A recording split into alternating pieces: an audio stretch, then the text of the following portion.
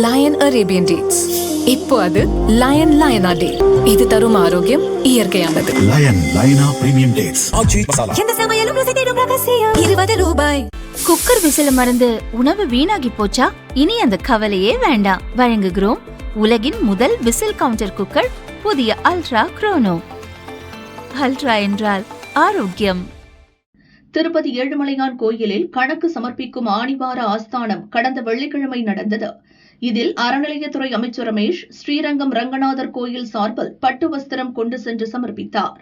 அப்போது அமைச்சருடன் அவரது குடும்பத்தினர், அதிகாரிகள் என 10 பேருக்கு முன்கூட்டியே பெயர் பட்டியல் பெற்று புரோட்டோகால் தரிசனத்தில் கோயில் ராஜகோபுரம் வழியாக அனுமதிக்கப்பட்டனர். திருமலையில் உள்ள ஸ்ரீரங்கம் மடத்தின் மேலாளரான ராஜா ரெட்டி எந்தவித அனுமதியும் இல்லாமல் அமைச்சருடன் கோயிலுக்குள் சென்றார். பட்டியலில் தனது பெயரும் இருப்பதாக தேவஸ்தான விஜிலன்ஸ் அதிகாரிகளிடம் பொய் சொல்லி பணியாளர்களை ஏமாற்றி கோயில் வளாகத்திற்குள் சென்றதாக கூறப்படுகிறது.